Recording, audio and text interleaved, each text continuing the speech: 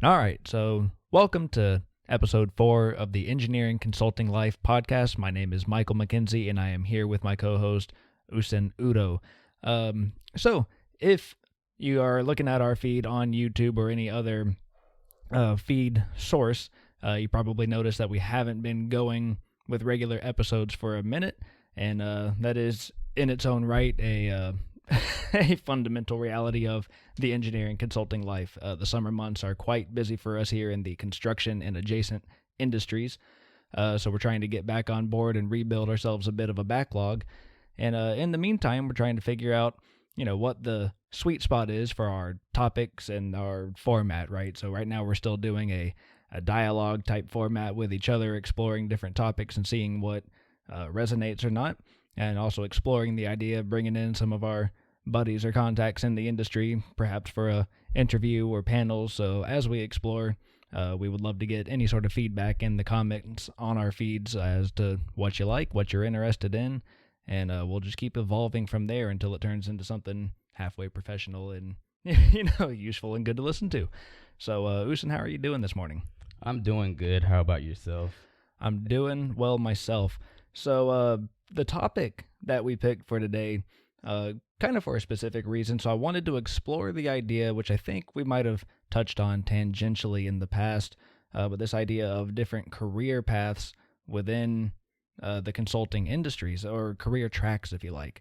And part of the reason that this came to mind today was we just had a interesting experiment within our own office. Usen and I are co-workers in the real world, in addition to being co-hosts on the podcast. So I took a week-long vacation recently for the first time in a very long time. I had been kind of, let's call it, in the control seat as in my position as our department manager in our little group that we work at, and finally decided it was time to be able to let go and let my little birdies fly on their own and see how that worked out. So Usen, being the second most senior person in the group, took over command and got to be manager for a week, in addition to being a project engineer with many responsibilities going on in that realm as well. So wearing multiple hats at the same time, which is very common in our field.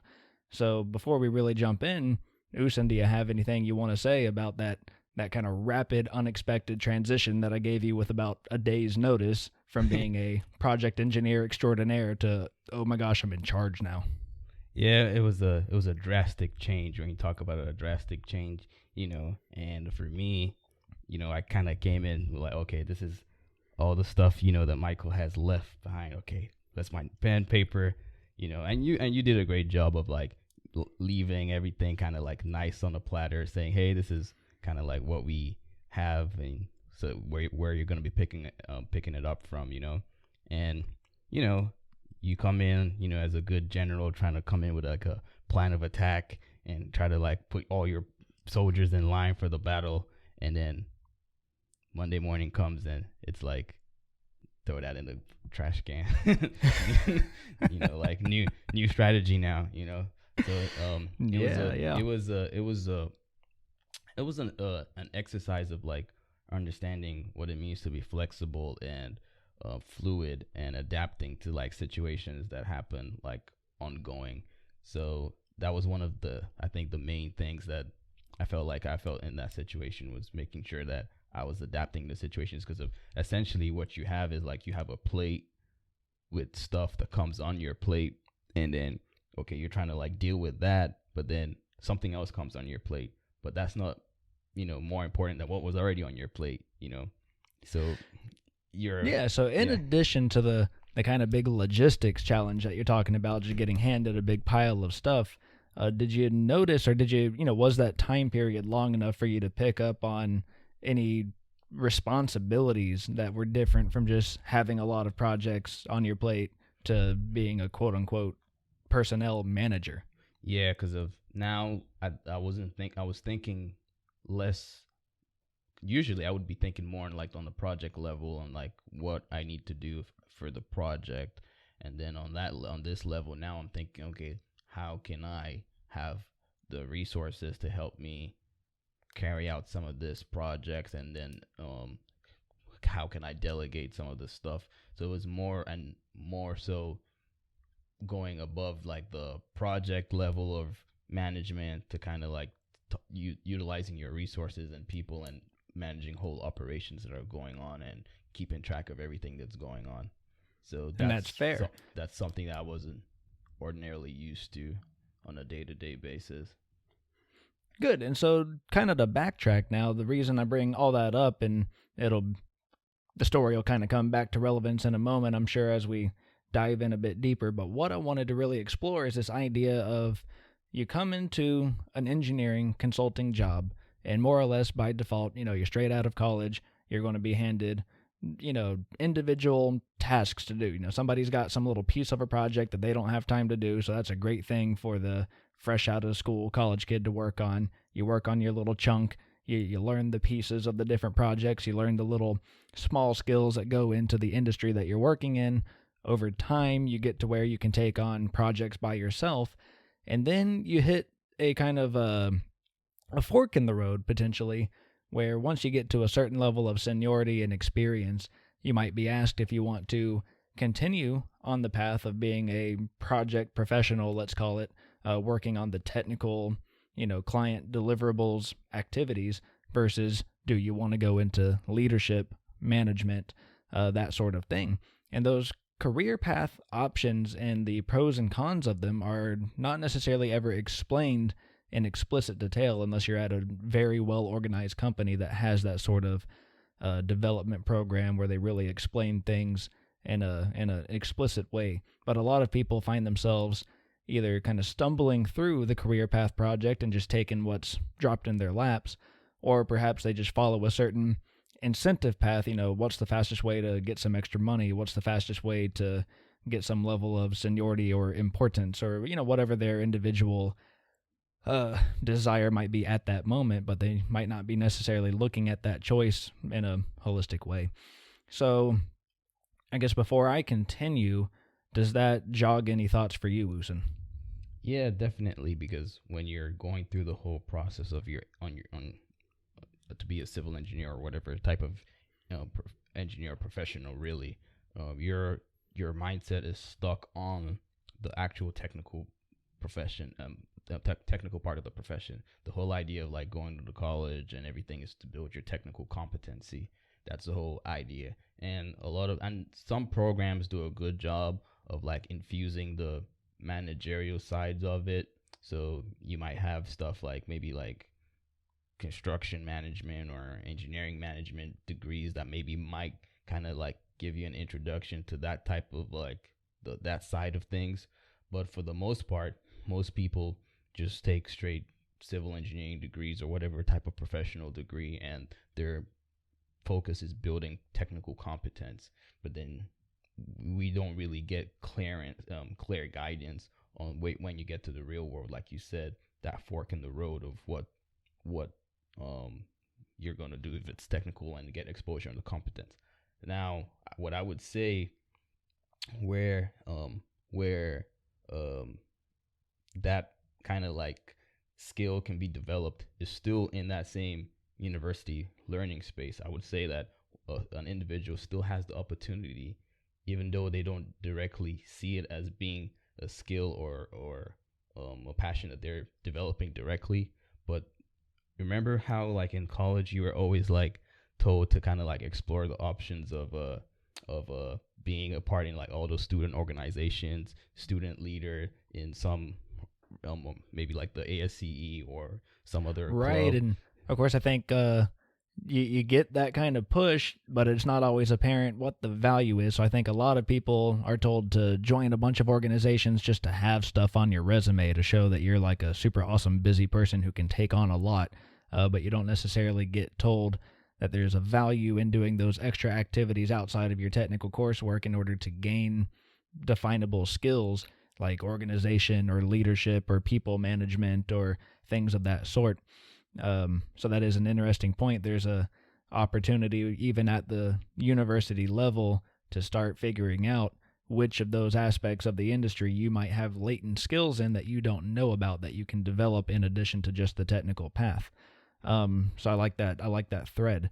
So what I wanted to do now is back up a bit and just kind of use our own company structure as an example because it's quite similar to many other engineering consultancies, whether it's in the civil engineering field or something else.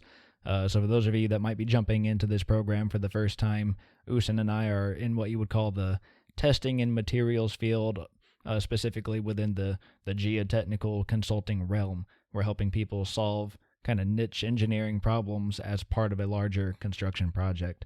So in our company, we have people come in and they start out as what we would call a staff engineer, which is pretty typical as far as titles go.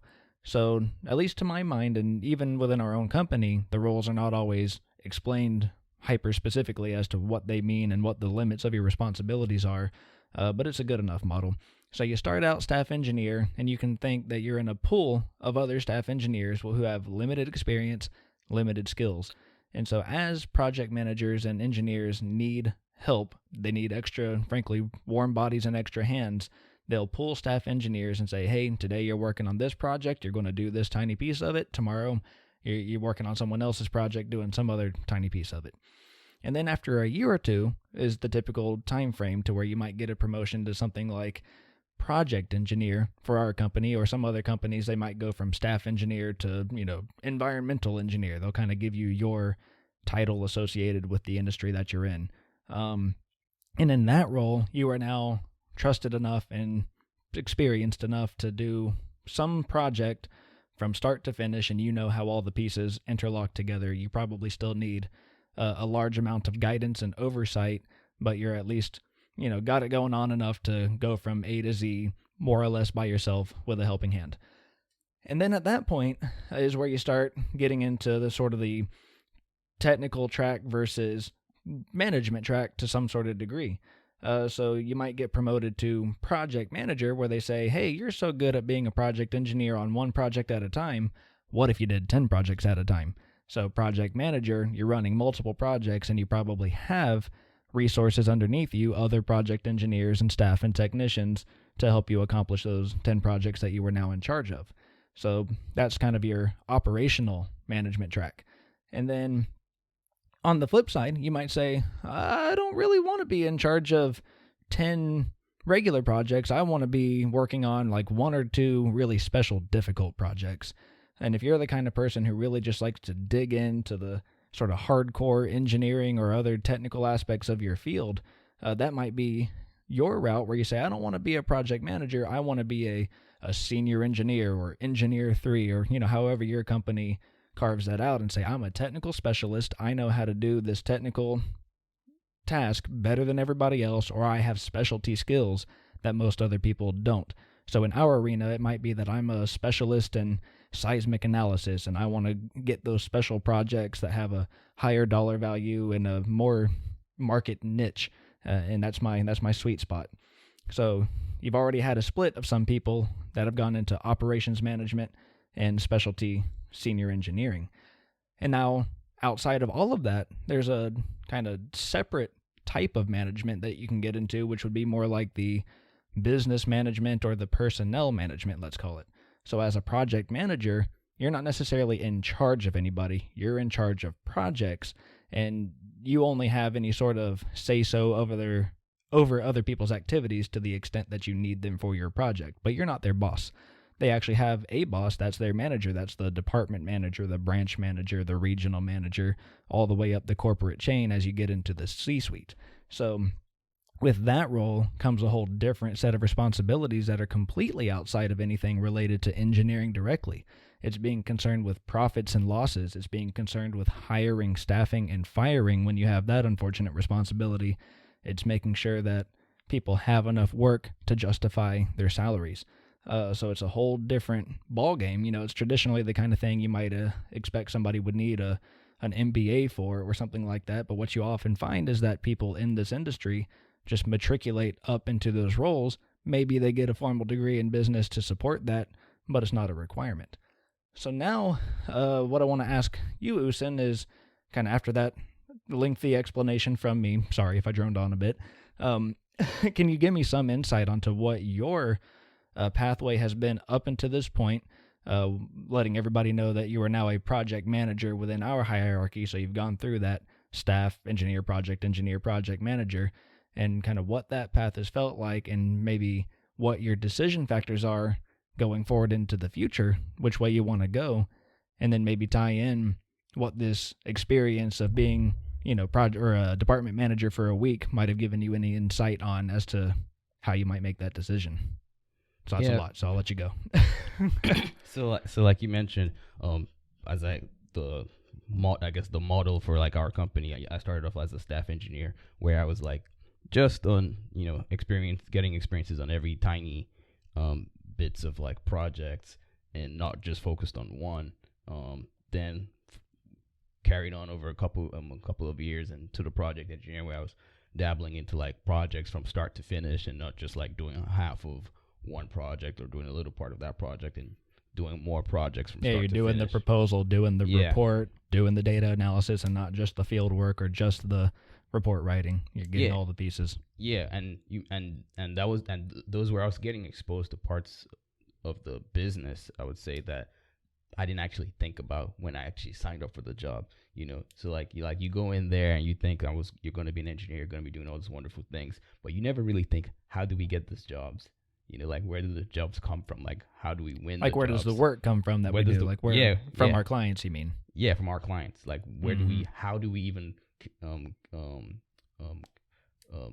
like make our clients decide to give us the job versus like our competitors? Like, we never think that deep about it. We just say, oh, the boss gave us a job, So going into like the project engineer role of writing proposals, you start seeing little glimpses of how the business operates as a whole, of getting the projects and seeing how we price the projects to make profits, and then going into like a project manager position, where now that you've written a proposal, you're working on the project, and you have resources that are helping you put this project from start to finish. And now you also have to be like almost like a little accountant, because now your project has a budget, and you've got to be concerned with whether you make money or lose money. So even at the project manager level, even though you're not responsible for the final P&L statement for the whole office, you're still having to kind of play that role in micro. Yeah, because of what happens for some projects is like, as a project manager, if your project ends up costing you more than what you told what the client it was going to cost, then you now have to start having conversations of like, hey, looks like we're going to need some more money to like finish the project. And you can't just say, oh, client, I'm sorry, we don't have money to finish this job. I guess you're going to be like only having 10 footings are not going to be looked at in that building. Yeah, you can only have half your building because we ran out of money. Sorry. Yeah, you can't do that. So, you have to put on your accounting hat to start making sure that you're keeping track of the money for the project, just like you would do in your personal life, keeping track of your financials, and then. And I don't want to cut you off there, but I think it's just a couple of interesting things that I want to circle back that you said. So I think even within this operations cluster of job titles, staff, project manager, you start seeing these little split points where you might realize, like, man, I got to college to do the civil engineering degree because I was super into analyzing, the footings and support of buildings. That's what I want to do. And all of a sudden, this guy's got me looking at, writing proposals and trying to convince clients to give me work. And I got to, add up all these people's hours and figure out what money I'm spending. I don't want to be an accountant. I just want to work on projects. So even early on, you might be able to get some sort of notion of, oh, I don't want to deal with this money stuff. I just want to show up to work and be handed interesting projects to work on. So even in your first or second year of your career, that might be enough information to go, oh, I definitely want to go on the senior track. I want to be a technical expert, subject matter expert. That's my thing. But if you're maybe the opposite kind of person and you get your first taste of playing around with a budget spreadsheet, you might say, oh, this is more fun than doing engineering field work. I like being in charge of the money. That gives you the opposite piece of information. I want to go into management. I want to go into, operations. And so that's that data point right there. So I'll let you kind of keep going on what your thought was. Yeah. So on that project manager level, you're thinking in those different, like, I guess, professional hats, like, for instance, an accountant, trying to manage your money. And then now, like you said, where you're you might find it really cool to like because part of what you might have to do is also like interface with the clients or other stakeholders, like maybe like the contractors The or building owner, or the building the owner. community residents around your project site. Yeah. Yeah, and these people are going to be calling you directly. Like if they have any problem with like the project, or you need to get information from them, you're going to be liaising with these people directly. And for some people, you know how the stigma is that engineers aren't really like social people, and Yes. we don't know how to communicate. So like at that moment, you're putting yourself in like a situation which is supposed to be like the opposite of what people think about engineers. About Yeah, you're that. not that flashy sales guy. You're the guy that likes to be looking at your calculator stereotypically. So you got to figure out real quick if you can do that component too. Are you good at talking to people, or are you better at, running a MATLAB script in the office? Yeah, exactly. So for me, I feel like my experience in college, which is why I mentioned like yes, college kind of focuses a lot on like the technical, teaching you the technical aspect of stuff. But I feel like because I had some experiences in college that put me out there to like talk to different people from different backgrounds and do different things and take on different like leadership kinds of things, I feel like I can see how that kind of is helping me to be able to like think. It might not be might not be impossible for me to keep going on the track of management versus technical stuff. However, Right. And it's funny because I was a little bit the opposite. I was kind of stereotypical engineering student where I, just wanted to dig into my classes, pass my tests. Group projects were frustrating because you had to deal with the other humans who didn't act exactly the way you wanted. But then getting into the work environment, my experience kind of flipped, and I got bored real quickly with the actual work. But then I found that talking to clients or talking to my coworkers and helping figure out problems or helping to train younger engineers or something like that, that got me fired up way more than just doing the reports that I was tasked with as an engineer. So I kind of discovered that that people person side of myself at work more so than I did in college, which is just maybe some sort of, like I mentioned before, like a failure of taking advantage of the different opportunities that the university experience provides. I was too narrowly focused on just the coursework and the curriculum, which might be some sort of advice to other people to make sure that you're giving yourself a diverse experience at university. Yeah, definitely. Like all those, I know, like so that you can pick your career path as you go and make it the thing that you're best at. Yeah, and then sometimes some people might have fear of like talking to other people and how should I say this, especially like when you're new. So doing all those little Toastmasters and all those other stuff can also help engineers communicate better, because the real stigma is that engineers are bad communicators, and there's so many things that we can do to help improve our communications, which as you go in that managerial side, you're going to be doing a lot of communicating to people in your team and to people outside of your company. So you'd want to be presenting in a articulate manner. Right. If that's your your chosen path. But then the key thing is, how do we what key markers can we say can trigger said decision that I'm going to definitely go to like the technical versus the managerial or management or business development sides or some stuff like that. Yeah, so to kind of backtrack and summarize a little bit, just to kind of figure out where we come so far, is you come in and you're working on purely technical stuff. And if that is the thing that keeps you getting out of bed every morning, and you maintain interest in the field and all you want to do is learn more about how to be better at your technical job, that's already a good early indicator of you wanting to go on the senior track. You kind of want to do the thing you're naturally drawn to. As you get that first exposure to, being in charge of another person on a project or being in charge of a budget, kind of pay attention to your own reaction to that. Do you kind of cry a little bit inside when you're handed a pile of invoices to go through to make sure that the budgets were done properly? Or do you get amped up and say, oh yeah, I want to do this part. I want to make sure this money comes in, and that gives you an inkling. Follow that inkling. And so then, again, we've talked about operations a lot, being an operational manager, running projects, running activities. And then, as I alluded to earlier, my own position being in more of the business personnel management side of things now, you have to quickly figure out as well, do I enjoy helping people solve their problems? Do I enjoy figuring out how to help people balance their personal problems and issues with their work problems and issues? Do I enjoy trying to figure out who to give a raise or not give a raise to? That requires a different level of, I don't know, almost like emotional or empathetic capacity one way or the other. It's like, do you want to be engaged in that? It can be very draining for some people, but for me, it's super interesting.